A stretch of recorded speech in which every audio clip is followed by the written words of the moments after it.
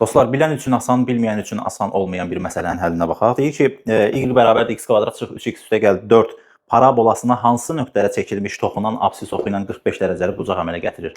Yəni bunu biz vizual olaraq təsvir eləsək, x kvadrat üstə gəl 3x plus 1 parabolasına hansı nöqtədə çəkilmiş toxunan absis oxu ilə 45 dərəcə əmələ gətirir? Baxın, o nöqtəni tapmağa çalışacağım. Yəni onun koordinatları nədir? X-i nədir?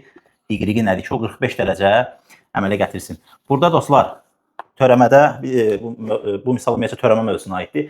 Möhtəşəm üçlük, qızıl üçlük qaydasından istifadə edəcəyik. Yəni funksiyanın x0 nöqtəsindəki törəməsi bucaq əmsalına, o da tangens alfaya bərabərdir. Bayaq çəkdiyim parabolanın hansısa x0 nöqtəsində çəkilmiş toxunanın əmələ gətirdiyi o bucaq var. O bucağın tangensinə bucaq əmsalı k və yaxud da ki, o x0 nöqtəsindəki törəməsi deyilir.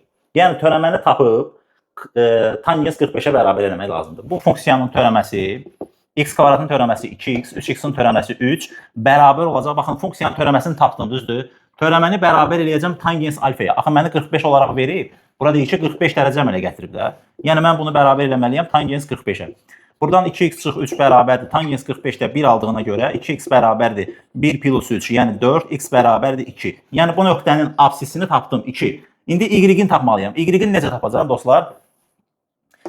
X-in yerinə qoymaqla. Baxın, bu funksiyada x-i tapmışam, y-i tapmaq üçün nə etməliyəm? X-ların yerinə 2 qoymalıyam. Yəni 2-nin kvadratı çıx, 3 vurulsun 2, üstə gəl 4. 2-nin kvadratı 4 çıxılsın 6, üstə gəl 4. Düzdürmü? 4 üstə gəl 4, 8 çıx 6, 2. Y də 2 imiş. Yəni 2 nöqtəsində çəkilmiş toxunan absis oxu ilə 45 dərəcəli bucaq əmələ gətirir.